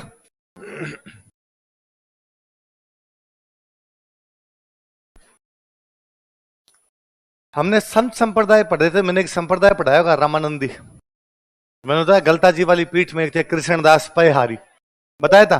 और मैंने कहा था एक राजा रानी उनके अनुयायी थे, आमेर का राजा पृथ्वीराज और उनकी रानी बालाबाई, बताया था। तो पृथ्वीराज कहां का राजा था? देखो आमेर, ये वही पृथ्वीराज है। मालदेव जोधपुर का राजकुमार है, तब जोधपुर लिख लो या मारवाड़ लिख लो, कुछ ही लिख लो। कल्याणमल बीकानेर का राजकुमार है। हम पढ़ते हैं, देखो सुंदरदास जी बड़े, वास्तविक नाम भीमराज था, वो बीकानेर के राजा कल्याणमल के छोटे भाई थे, पढ़ते हैं अपने, वो यही कल्याणमल। आगे कौन है?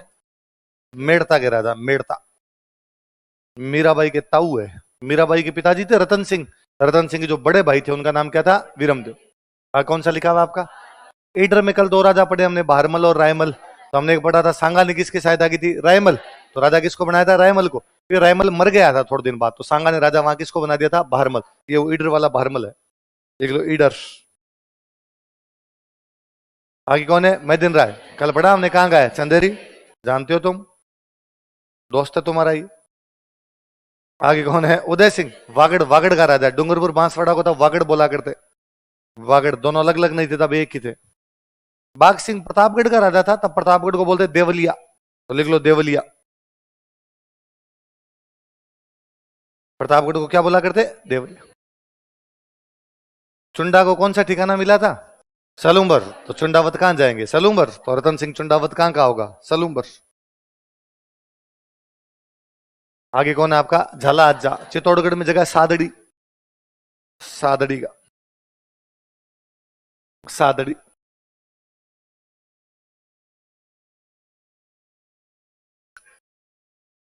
देवड़ाओं का राज कहां था? देवड़ाओं का राज कहां था? सिरोही। सिरोही में कौन सा वंश था?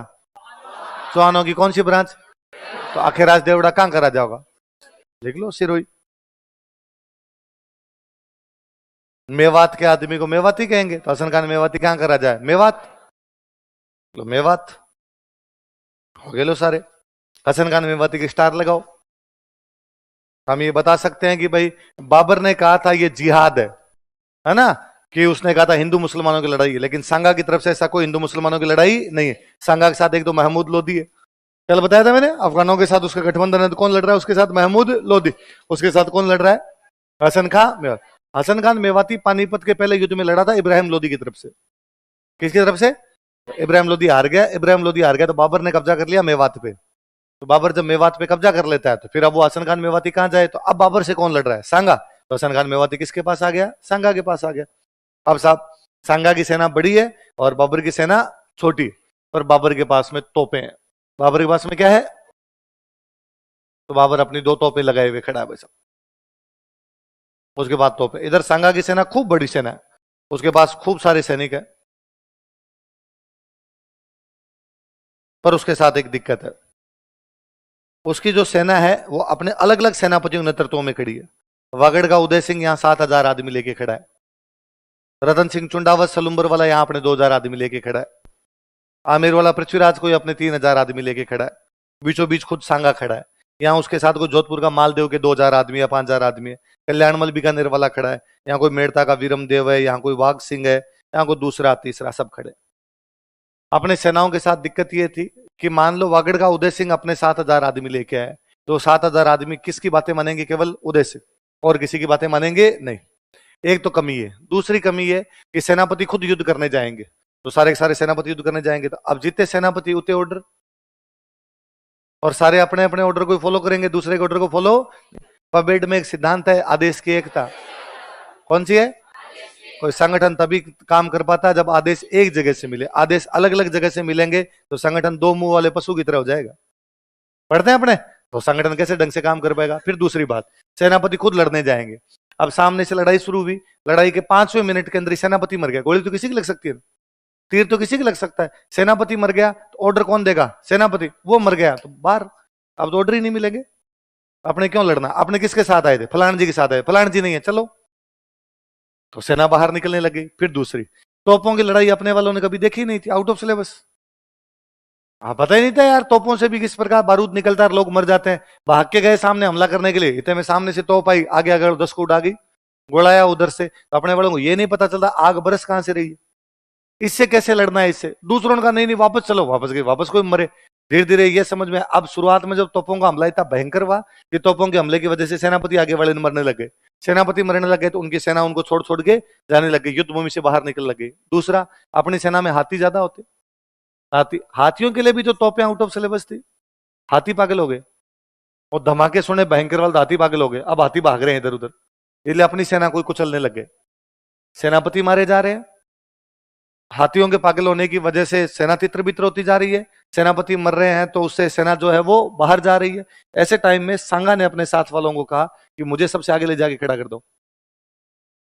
लोगों ने कहा साहब आपके हाथ नहीं, पैर नहीं, आंख नहीं, कान नहीं, क्या करोगे, यहाँ पीछे खड़े खड़े बता दो क्या करना है क्या नहीं करना। सांगा ने कहा नहीं, मैं यदि सबसे आगे जाके खड़ा हूंगा तो पीछे जीते लोग इनका कॉन्फिडेंस बढ़ेगा, इनको लगेगा राजा लड़ रहा है तो अपने को लड़ लेना चाहिए, मैं आगे रहूंगा ठीक रहेगा, थोड़ा मुझे आगे भेजा जाए। इसलिए सांगा को सबसे आगे आगे उतार दिया गया।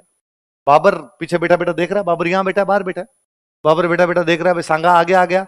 बाबर ने अपनी एक टुकड़ी को कहा एक काम करो, पूरा का पूरा अटैक बाबर पे कर दो, सॉरी सांगा पे कर दो।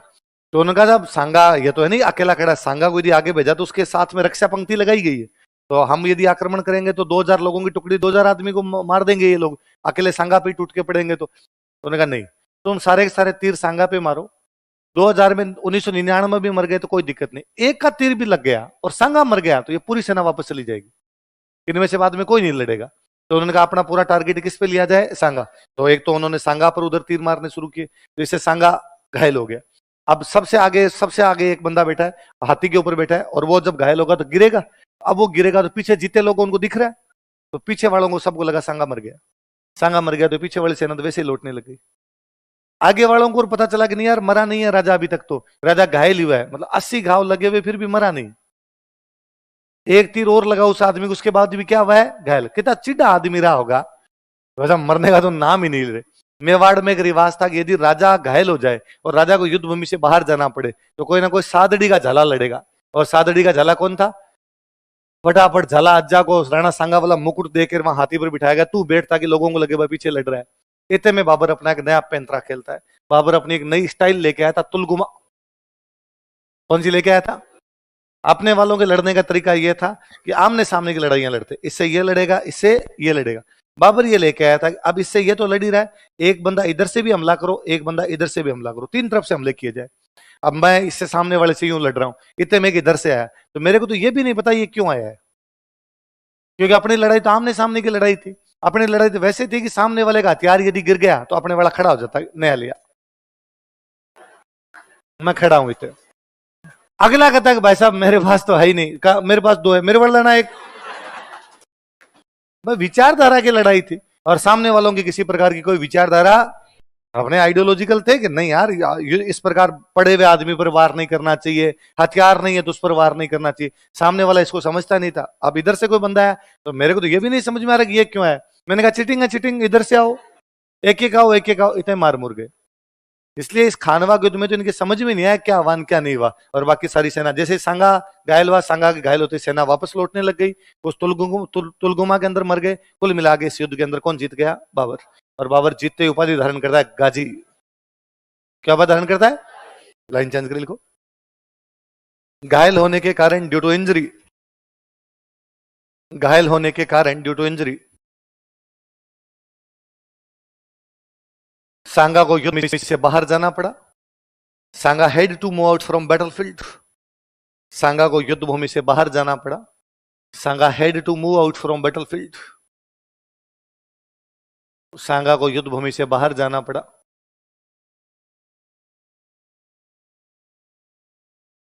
सांगा had to move out from battlefield. अतः झाला अज्जा ने युद्ध का नेतृत्व किया, सो झाला अज्जा लेड बैटल। अतः झाला अज्जा ने युद्ध का नेतृत्व किया, सो झाला अज्जा लेड बैटल। झाला अज्जा ने युद्ध का नेतृत्व किया, सो झाला अज्जा लेड बैटल। लाइन चेंज करके लिखो, इस युद्ध में बाबर की जीत हुई, बाबर वॉन दिस बैटल। इस युद्ध में बाबर की जीत हुई, बाबर वॉन दिस बैटल, तथा उसने गाजी की उपाधि धारण की। And he adopted title of Ghazi. Ghazi का मतलब धर्म योद्धा, जो धर्म के लिए लड़ते हैं उनको क्या बोलते हैं? गाजी। तथा उसने गाजी की उपाधि धारण की। And he adopted title of गाजी।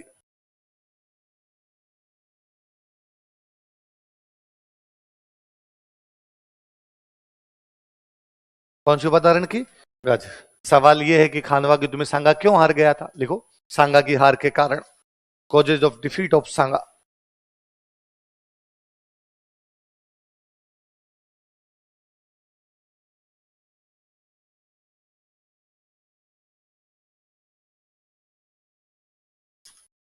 वही एक तो एकता नहीं की भाई साहब, बाकी सब चले गए थे। लिखो, सांगा की सेना में एकता की कमी थी। एकता भगवान जाने कहां रह गई थी उस दिन।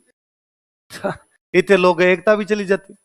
सांगा की सेना में एकता की कमी थी। There was lack of unity in Sanga's army. Sanga की सेना में एकता की कमी थी। There was lack of unity in Sanga's army. Sanga की सेना में एकता की कमी, इसी में कंटिन्यू करना। तथा उसकी सेना एंड हिज आर्मी, तथा उसकी सेना एंड हिज आर्मी अलग अलग सेनापतियों के नेतृत्व में लड़ रही थी। Was fighting under different commander in chiefs. अलग अलग सेनापतियों के नेतृत्व में लड़ रही थी। Was fighting under leadership of different commander in chiefs.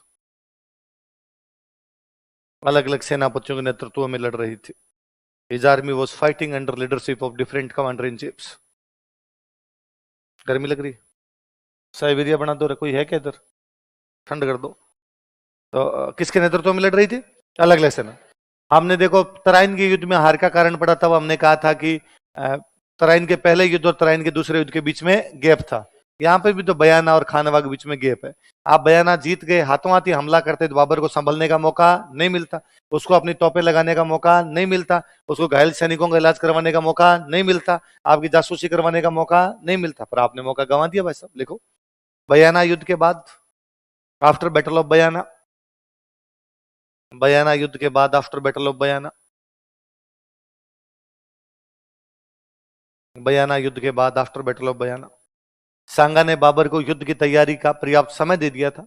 Sanga gave enough time to Babur for preparation of the battle. Sanga ने बाबर को युद्ध की तैयारी का पर्याप्त समय दे दिया था। Sanga gave enough time to Babur for preparation of the battle.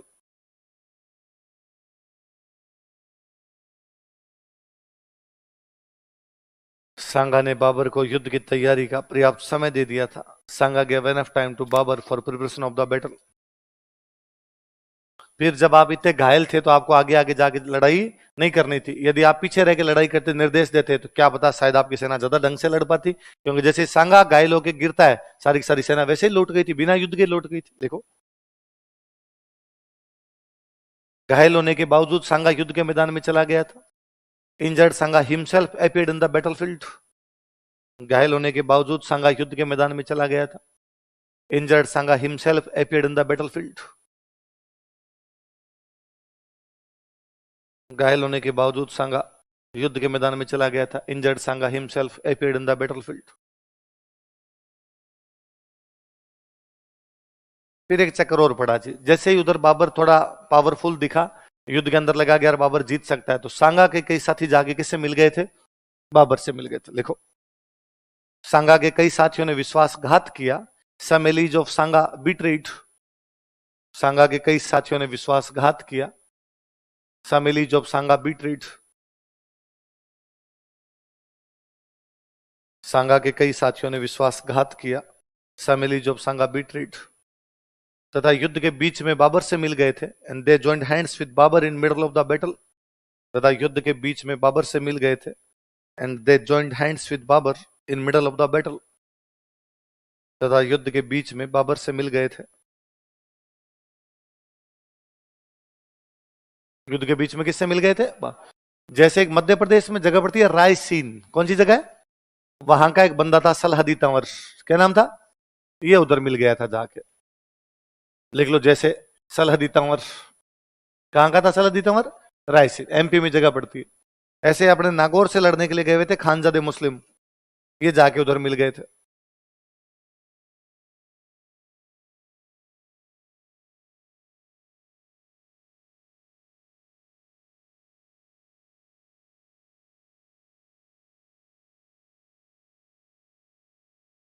खानजादे मुस्लिम नागौर।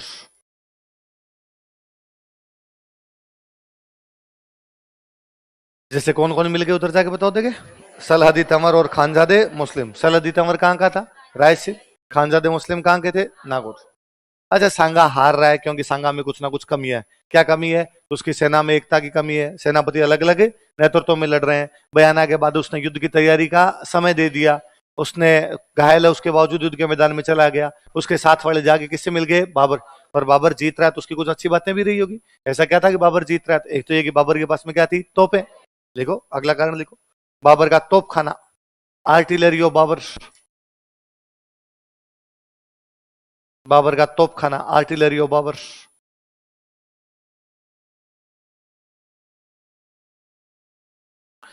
बाबर का लड़ने का तरीका ही वो अलग आ गया था। तुलगुमा, अपने वाले उस तरीके को भी जानते नहीं थे तो उस वजह से भी आ रहे। लिख लो बाबर की तुलगुमा युद्ध पद्धति, Tulughma tactic of warfare of Babur. Babur की तुलगुमा युद्ध पद्धति, Tulughma tactic of warfare of Babur. Babur की तुलगुमा युद्ध पद्धति, Tulughma tactic of warfare of Babur. दो मेरी बताई हुई बात हमेशा लिखनी है कि अपने बड़ों के पास हाथी थे, उनके पास क्या थे? घोड़े। अपने हथियार भारी थे, उनके हथियार। लिखो देखो, मुगलों ने घोड़ों का प्रयोग किया था। Mughal used horses. मुगलों ने घोड़ों का प्रयोग किया था। Mughal used horses. मुगलों ने घोड़ों का प्रयोग किया था। Mughal used horses. जबकि राजपूतों ने हाथियों का प्रयोग किया। Unlike elephants by Rajputs. जबकि राजपूतों ने हाथियों का प्रयोग किया। Unlike elephants by राजपूत्स।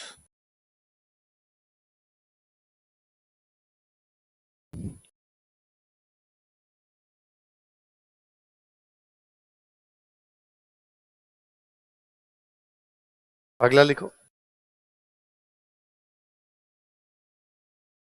मुगलों ने राजपूतों की अपेक्षा हल्के हथियारों का प्रयोग किया था। Mughal use lighter weapons than Rajputs. मुगलों ने राजपूतों की अपेक्षा हल्के हथियारों का प्रयोग किया था। Mughal use lighter weapons than Rajputs. मुगलों ने राजपूतों की अपेक्षा हल्के हथियारों का प्रयोग किया था। Mughal use lighter weapons than Rajputs. राजपूतों की अपेक्षा हल्के हथियारों का प्रयोग किया था। ये हो गए भाई आपके कारण, याद रह जाएंगे। तो चार तो आपके उधर संगा वाली साइड में कमी। क्या क्या कमी है? सेना अलग अलग सेनापतियों के नेतृत्व में, युद्ध की तैयारी का टाइम दे दिया है, घायल होने के बावजूद खुद चला गया है, और उसके कुछ साथी क्या कर गए? विश्वासघात। बाबर की अच्छी बातें हैं कि उसके बाद तोपें हैं, उसके बाद तुलगुमा युद्ध पत्ती है, उसके पास घोड़े हैं और उसके पास हल्के हथियार। आगे बात समझ। अब देखो खानवा युद्ध का महत्व, इंपॉर्टेंस ऑफ बैटल ऑफ खानवा। खानवा युद्ध का महत्व, इंपॉर्टेंस ऑफ बैटल ऑफ खानवा।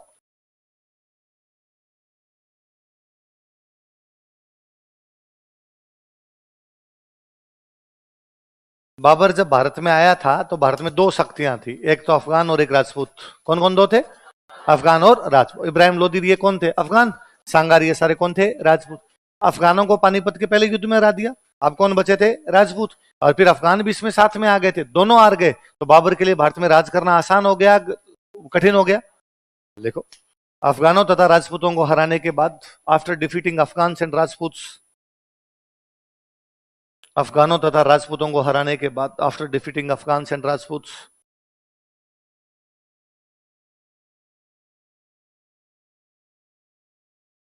बाबर के लिए भारत में राज करना आसान हो गया था। It became easier for Babur to rule over India.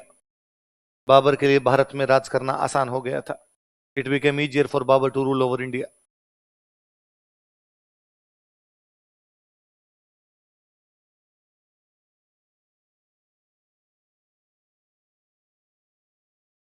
Babur के लिए भारत में राज करना क्या हो गया था? आसान हो गया था। खानवा लास्ट लड़ाई है जिसमें राजस्थान के राजा एक होकर लड़े थे। इसके बाद राजस्थान के राजाओं में दोबारा ऐसी एकता कभी भी दिखाई नहीं दी, तो वो भी समाप्त होगी। यह भी महत्व है अपने आप। लिखो, खानवा अंतिम युद्ध था जिसमें राजस्थान के राजपूत राजाओं में एकता दिखाई दी। Khanwa was last battle in which unity among Rajput kings was seen. Unity among Rajput kings of Rajasthan was seen. Khanwa अंतिम युद्ध था। खानवा वॉज लास्ट बैटल जिसमें राजस्थान के राजपूत राजाओं में एकता दिखाई दी थी, in which unity among Rajput kings of Rajasthan was seen.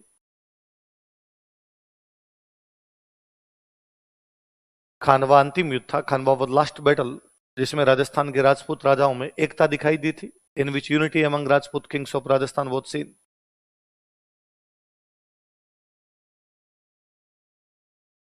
देखो हम कल से बात कर रहे थे, हम कह रहे देखो सांगा साहब चला चला के सामने जा रहा है, आगरा के पास में जाके कब्जा कर रहा है, दिल्ली के आसपास के 200 गांवों पर क्या कर लेता है, कब्जा। इसके बाद दोबारा राजस्थान का कोई भी राजा ऐसा प्रयास नहीं कर पाया, दोबारा राजस्थान का कोई भी राजा दिल्ली को डायरेक्टली चैलेंज नहीं कर पाया था। लड़े हैं, बाद में भी राजस्थान वाले लड़े, हम कहे भाई महाराणा प्रताप लड़े, चंद्रसेन लड़ा, सुल्तान लड़ा, पर इनके घर में कोई घुस गया था कि अकबर मेवाड़ आ गया, महाराणा प्रताप मेवाड़ बचा रहे हैं, अकबर चंद्रसेन मारवाड़ आ गया, चंद्रसेन अपना मारवाड़ बचा रहा है, सुल्तान सिरोही के अंदर घुस गया, इसलिए सुल्तान अपनी क्या बचा रहा है, सिरोही। यहां सांगा बचा नहीं रहा, कब्जे कर रहा है।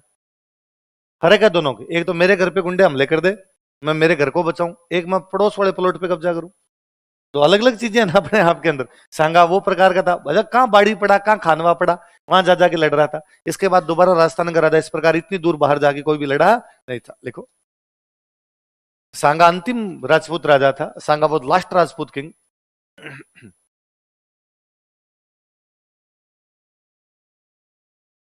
सांगा अंतिम राजपूत राजा था, Sanga was last Rajput king. इसने दिल्ली को प्रत्यक्ष चुनौती दी थी, वो डायरेक्टली चैलेंज्ड दिल्ली, जिसने दिल्ली को प्रत्यक्ष चुनौती दी थी वो डायरेक्टली चैलेंज दिल्ली। और उन दिनों तक खानवा युद्ध से पहले तो उत्तर भारत का सेंटर चित्तौड़ है, जिसने दिल्ली को प्रत्यक्ष चुनौती दी थी वो डायरेक्टली चैलेंज दिल्ली। वह दिल्ली वालों को तो बापड़ों के आसपास में चलती है, ज्यादा दूर चल ही नहीं रही है, सांगा की ज्यादा चल रही है उसकी अपेक्षा।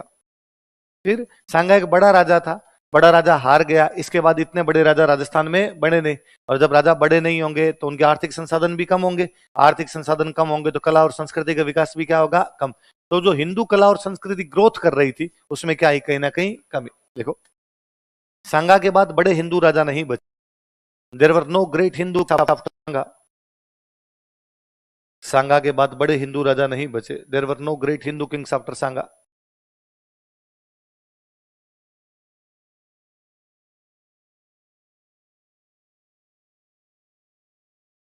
सांगा के बाद बड़े हिंदू राजा नहीं बचे, अतः हिंदू कला व संस्कृति को नुकसान पहुंचा, which declined Hindu art and culture, जिससे हिंदू कला व संस्कृति का पतन हुआ, which declined Hindu art and culture.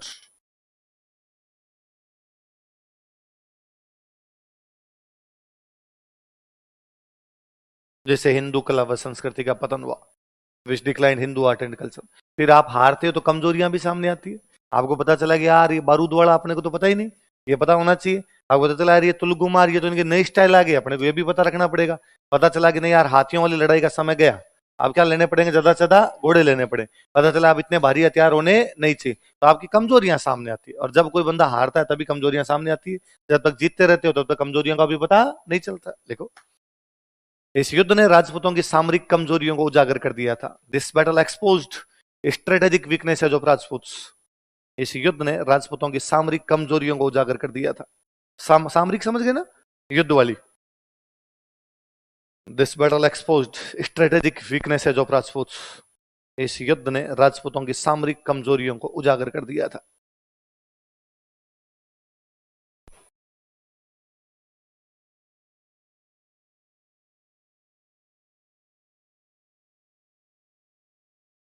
सामरिक कमजोरियों को क्या कर दिया था, फिर एक बड़ी बात, बाबर इस युद्ध को जीत गया था, खानवा जीत गया बाबर, तो क्या बाबर ने राजस्थान पे कब्जा कर लिया, नहीं। क्या बाबर मेवाड़ पे कब्जा कर गया था, नहीं।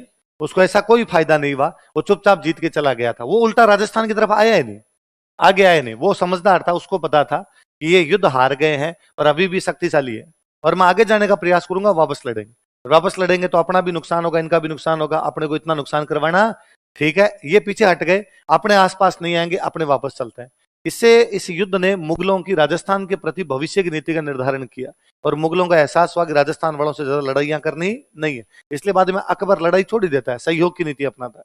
क्या अपनाता है, लगा दिल्ली के इतने पास में जो राजा है ये यदि शक्तिशाली है तो इनका फायदा उठा लो, इनसे लड़के अपनी शक्ति को कम करना नहीं है। लिखो, इस युद्ध ने मुगलों की राजपूतों के प्रति भविष्य की नीति का निर्धारण किया था।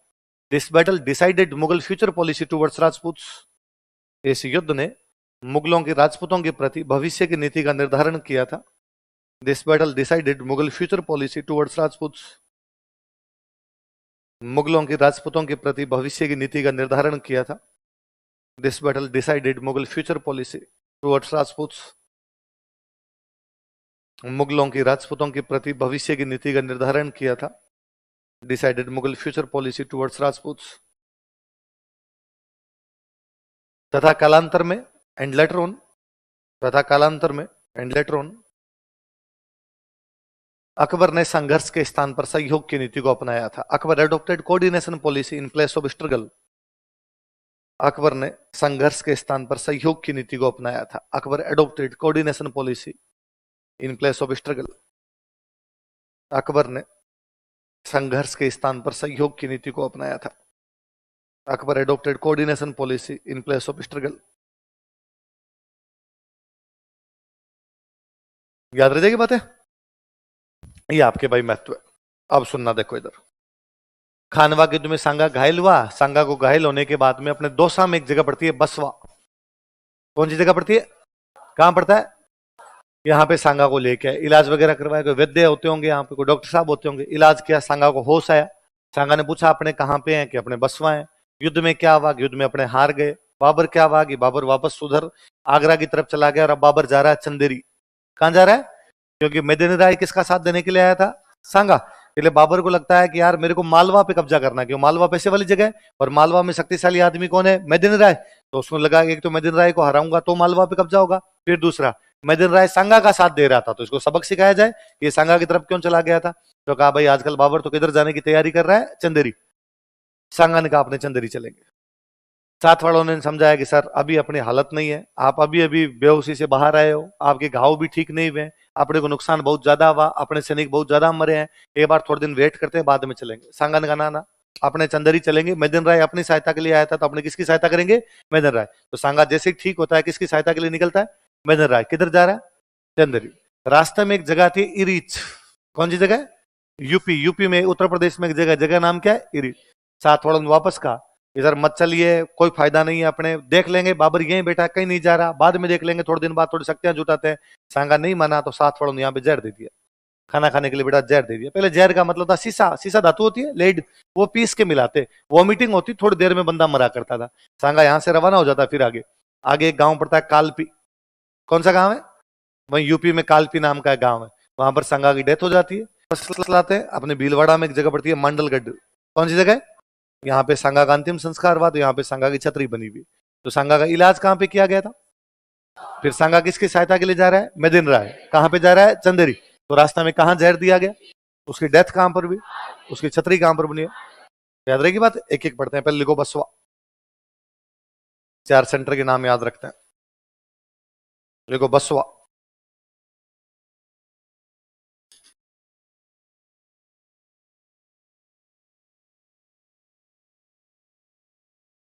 दौसा लिख लेना कोष्टक में ना।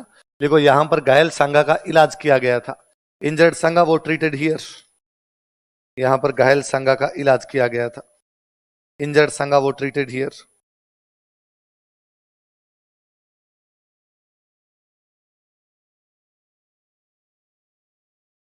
अगला दूसरे जगह लिख लो इरीच। इरीच कहां पड़ता है,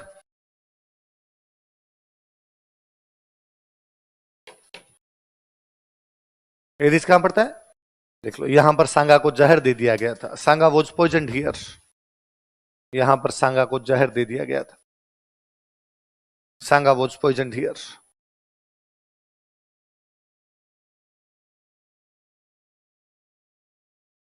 यहां पर सांगा को जहर दिया गया था।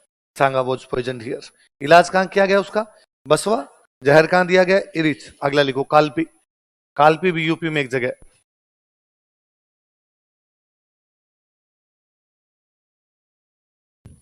यहां पर सांगा की मृत्यु हो गई थी। सांगा डाइड हियर।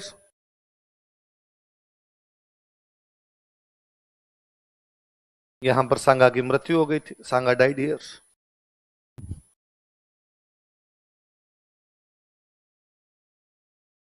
अगला लिख लो मंडलगढ़। आगे लिख लो सांगा की छतरी, सेनेट ऑफ सांगा।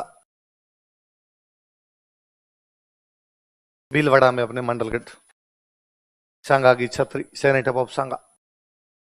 तो खानवा युद्ध में घायल होने के बाद सांगा का इलाज कहां पे किया गया? बसवा। वो किसकी सहायता के लिए जा रहा था? मेदिन राय। तो उसे जहर कहां पे दिया गया? इरिच। उसकी डेथ कहां पर हुई? कालपी। उसकी छतरी कहां पर बनी हुई? लिखो सांगा की उपाधियां, टाइटल्स ऑफ सांगा।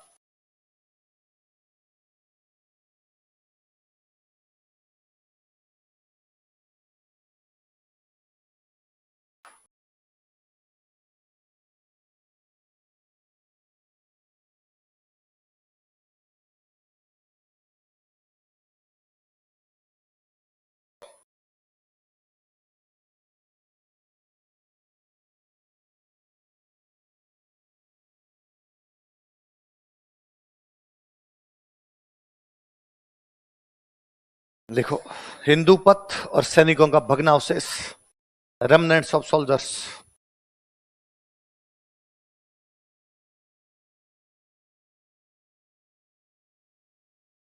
क्या क्या उपाधियां बताओ देखिए। हिंदू पथ और सैनिकों का, पथ का मतलब पति, पति का मतलब स्वामी। हिंदुओं का बड़ा राजा था इसलिए हिंदुओं का स्वामी है, इसलिए एक उपाधि क्या हो गई? हिंदू पथ। भग्न, भग्न का मतलब होता है जला हुआ, अवशेष का मतलब टुकड़ा। कोई चीज जल जाए उसके बाद उसका टुकड़ा बचता है। मान लो मेरे पास ये पेन है, मैं जला दूं फिर ये थोड़ा बहुत बचे, वैसे सैनिक के रूप में वो टुकड़ा ही था। हाथ नहीं, पैर नहीं, आंख नहीं, कान नहीं, 80 घाव थे। तो एक टूटा फूटा सैनिक है, एक जर्जर सैनिक है, इसलिए क्या कहा गया उसको? सैनिकों का भग्नावशेष। क्या कहा गया? 80 घाव थे उसके। कितने घाव थे? लिख लो कोष्टक में, 80 घाव, 80 इंजरी।